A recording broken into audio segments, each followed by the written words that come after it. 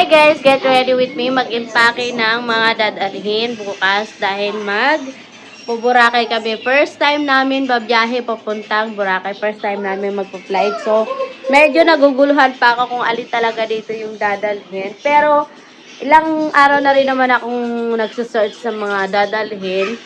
So, ayun, naka-ready na sila. Titimbangin ko na lang sila lahat, guys, sa aming lalagyan. Ito lang yung dala naming maleta at saka may kasama na siyang bag. Ang malalagay lang dito mga mga sir, mga ate kuya. Okay, may na. 7 kilos lang ang pwede per head. So, sige, wait lang. Pull down? Walang pull down dito na.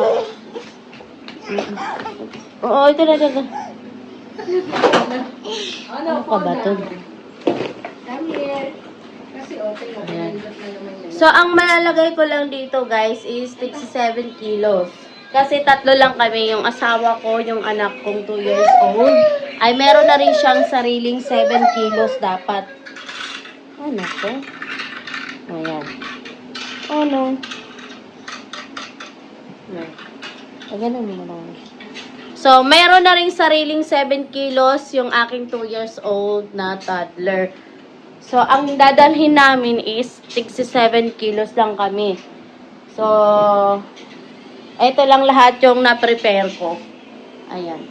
Kasama na dito, guys, lahat yung sleepers. Ito, papakita ko sa inyo. Ito, guys, yung pang 3 days naming OOTD yan. 1, 2, and 3. Yung the rest, pang samba, pang bahay ng anak ko, at yung mga needs ko, ayan, charger, hair iron ko, tapos blower, tapos yung mga sleepers namin. Hindi pwedeng makalimutan, guys, yung timbangan, kailangan natin yan sa ating pagpe-prepare ng gamit. Una ng anak ko, sombrero ko doon, paggagala, charing, bag, ayan guys, mura lang to sa Black Apps, 100 plus lang yan. Ito, kailangan ko ng valid ID, at saka birth certificate ng anak ko. Tapos guys, ito, hand carry ko to, personal things ko. Andito yung mga makeup kit ko, diaper, at saka wipes, saka isang pamis ng anak ko sa flight in case na magdumi siya doon, meron siyang pamalit. Saka itong ito yung mga pambahay namin. Actually, yung ginawa ko lang pares na pambahay namin is tigdadalawa lang kami ng asawa ko kasi pwede naman yan ulit-ulitin. Wag mo lang madudumihan, ingatan mo lang para makatipid lang tayo ng bagahe na ilalagay natin sa baggage. So, ngayon guys, ilalagay na natin siya. Habang ini-impake natin siya, isi-sure natin yung timbang niya na umabot ng 7 kilos per head sa aming tatlo. So, dalawa lang yung bag namin na madadala. Ang madadala lang namin is tig-isa lang kami ng asawa ko. Pero, basta pagsasama-samahin ko lang yan. Basta dapat makabuo kami ng tatlong 7 kilos. So, ito lang naman yung lalagyan namin lahat. Tingin ko kasya na yan sa dyan lahat. Kasi pagbalik namin, magkakaroon pa yan ng mga basang dadalhin. So, dagdag timbang pa yan. Dagdag timbang pa yan. So, ayun guys, samahan nyo ako mag-impake. Sasaktahin lang natin siya sa 7 kilos per bag or per, tawag doon? Per head. So, ayan. Let's go! Ayan guys, mag-impake na ako dito. Ang una kong ilalagay guys ay itong mga damit. So, dapat makasakto ako dito ng 7 kilos. Tapos the rest sa maleta. Kasi ito pa lang 3.5 kilos na yan. Patay ng timbangan. Tsaka dapat sakto siya dyan sa may 0. Yan. Yan, dapat sakto siya dyan, guys. Yan natin siya dito. Ay, hindi kita. Kita nyo ba? Medyo nag-a-adjust siya. I-adjust natin siya dito. Dapat sakto siya sa 7 kilos ko na, guys. Mga guys. Yan. So, lagay mo na ako dito. Tapos the rest doon na lang sa malit. Unahin ko tong mga undies na lang. Nagawa tayo ng 7 kilo sa ating malet, sa ating bag. Kita nyo ba? Tapos, hindi tayo ng ito, guys. maliit ang anak. Tulog. Mga pagtulog ng anak ko. Nagdala na rin ako ng extra niyang towel sa lampin, pamunas ng pawis. Magaan pa rin siya. Next is itong pagtulog. Hello.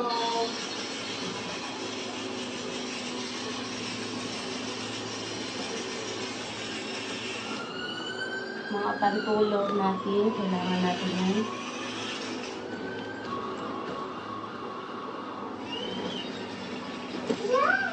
Dapat 7 kilos pa. So, timbangin na natin siya guys, medyo mabigat-bigat na siya. Timbangin na natin siya kung aabot siya ng 7 kilos. Ay, nakita nyo yan guys? Nakita nyo yan? Ano pa lang siya oh? 3 point kalahati. Isa't kalahati pa lang siya. Ang dami ko nang nailagay dito sa bag. So, dapat makagawa tayo ng 7 kilos dito. Para konti na lang yung mailalagay natin sa maleta kasi yung malita mabigat. Ayan guys. Dapat makita nyo yung laman. Ayan. Yung timbangan natin, dapat sakto yan siya. Alis ka dyan, opo. Wait. O, then. O, excuse na mami. Excuse na mami. Ayan guys, nakita nyo yan. 3.4 kilos pa lang siya. Ay, hindi. 3.5 pala. Almost 3.5 kilos pa lang siya. So, pwede pa natin siyang dagdagan. Ito na lang na damit na pang samba namin. Ilalagay ko to dito sa 7 kilos. Buksan.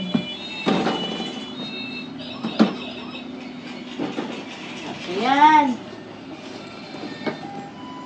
Tapos the rest, ilalagay ko sa sarapin. Oh no. Pagsamba ng anak ko. Kailangan ko. Excuse baby. Alis ka dyan. Dito ka tumayang sa akin. Ay! Ano na, Del? Alis ka dyan. Hi. Ay! Doon ka na. Nakakagig. Del ka. No! Anak naman, nagbablog si Mami. Ayusin ko na nga ito. Masisigitan sila.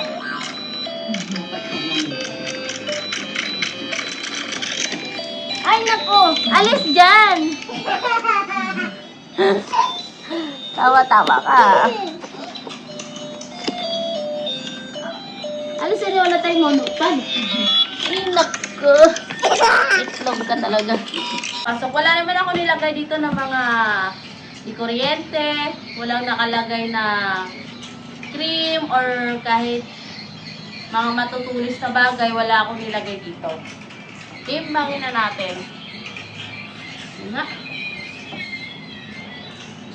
Oh, 4.5 lang siya guys. 4.5 kilos lang to. Ayan. 4.5 kilos lang. Kita nyo yan. See, hindi pa nga siya ng 5 kilos eh. Ayan guys, oh. Ayan. Hindi pa siya ng 5 kilos, pero ang dami ko nang nailagay dyan sa bag na yan. Puno na to, pasok na to sa 7 kilos. Okay lang kahit magkulang kasi baka mamaya, madali tayo pag sobra naman. So, dito na tayo sa ating maletang maliit. Lalagay natin dito. Kunti lang yung mailalagay natin. Ito lang. 3 pares lang ng pang-OOTD. Tapos mga tsinelas. Nasa ito. So, buksan na natin yun ang ating maleta. Hello.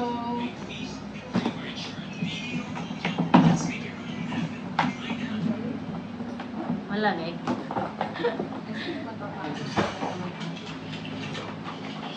So, ito guys, lalagay natin tong pang OOTD. Sorry. Naka-plancha na yan siya. Kaya dapat paayos ko siyang mailalagay dito sa bag.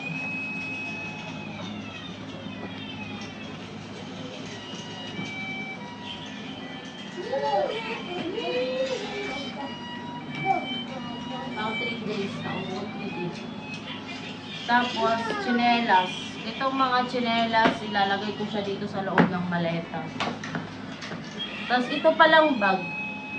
Itong bag, guys. Oh, lagay ko lang siya dito.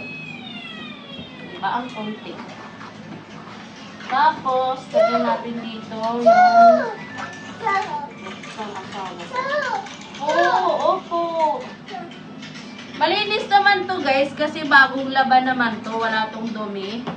Pinaglalabhan ko muna to in case nang baka sabihin nyo ba't pinagsama yung sapatos sa dami. Malinis yan. Dito yata yung nilalagay. Ay, nilalagay. Hindi ko alam sa nilalagay. Ito na lang pinakatakit ko.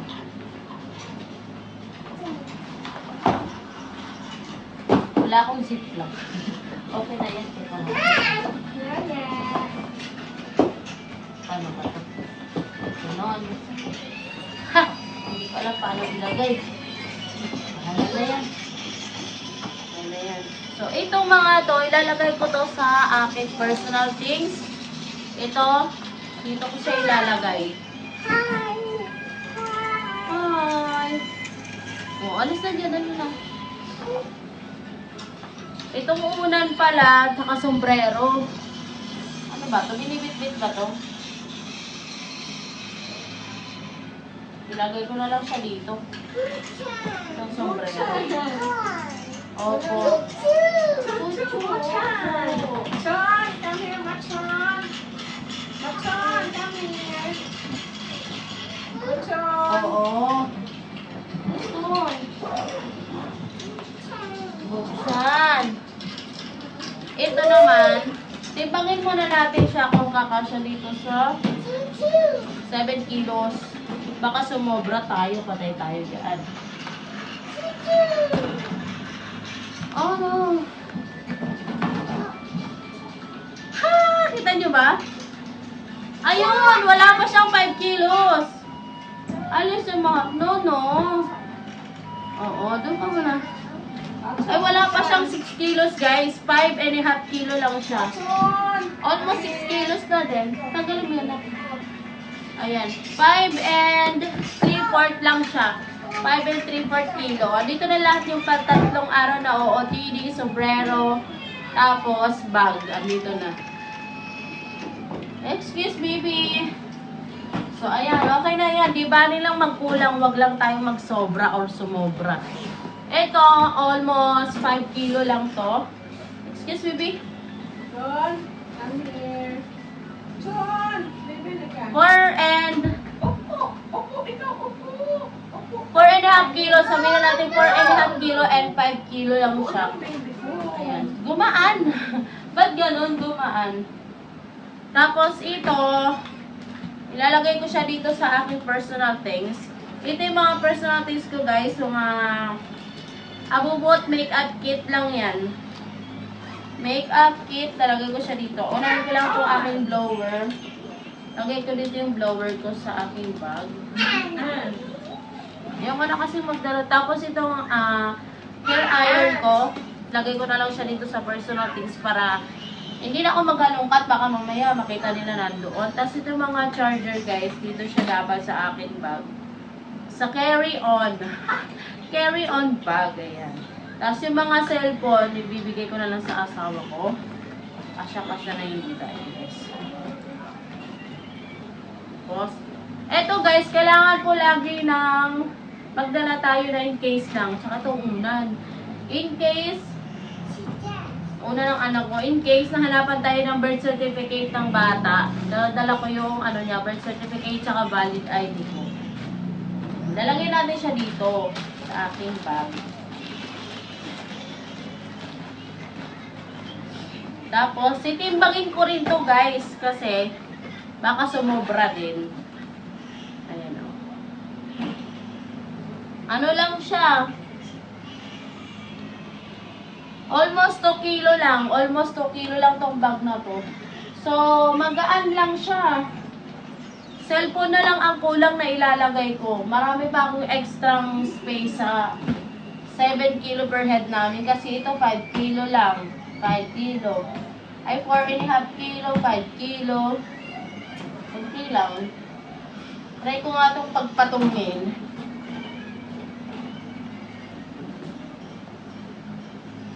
Ayun. Pag pinagpatong siya, umabot siya ng 6 kilos and 6.5 kilo, almost 6.5 kilo pag pinagpatong siya. So, meron pa talaga kaming, kung susumahin, meron pa kami extra na 1 kilo. Ay, 1 kilo, 7 kilo na space. Kaya lang, wala na kaming bag, guys.